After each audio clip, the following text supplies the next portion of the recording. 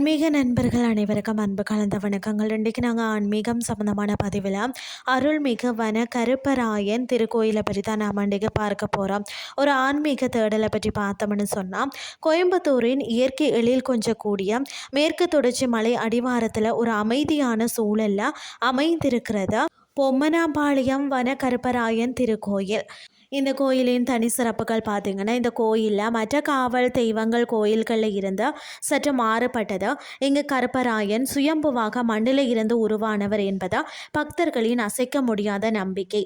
கிழக்கு நோக்கி கருப்பராயனும் அவருக்கு நேர் எதிரே மேற்கு நோக்கி மகாமுனியும் வீற்றிருப்பது தான் தனித்துவமான ஒரு அமைப்புன்னே சொல்லலாம். பொள்ளாச்சி மாசாணி அம்மன் கோயிலில் இருப்பது போன்றே கையில் பார்த்திங்கன்னா குவளை ஏந்திய நிலையில் நட்ராயன் சிலை இங்கும் அமைந்துள்ளது தான் சிறப்பம்சம்னே சொல்லலாம்.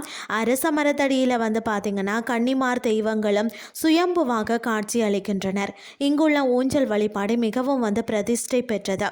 மற்றது பார்த்திங்கன்னா வேண்டுதல்களின் நம்பிக்கைகளையும் பொறுத்த வரைக்கும் மன அமைதி தேடுப்பவர்களுக்கும் தீராத உடல் உபாதைகளால் அவதிப்படுறவங்களும் இந்த தலம் ஒரு அருமருந்து திகழ்கிறது. குறிப்பாக பார்த்தீங்கன்னு சொன்னால் வெள்ளிக்கிழமை அருள் வாக்குன்னு சொல்லப்படுகிறது. இங்கு வாரம் தோறும் பார்த்தீங்கன்னா வெள்ளிக்கிழமைகளில் கூறப்படக்கூடிய அருள் வாக்கு கேட்க பல ஊர்களில் இருந்தும் பக்தர்கள் குவிக்கிறார்களாம்.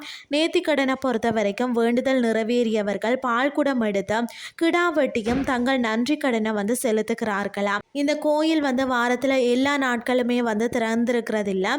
திறந்திருக்கக்கூடிய நாட்கள் வெள்ளிக்கிழமை, அமாவாசை மற்றது பௌர்ணமி ஆகிய நாட்கள் மட்டும்தான் காலை 10 இருந்து பார்த்தீங்கன்னா 6 மணி வரை திறந்திருக்குமா.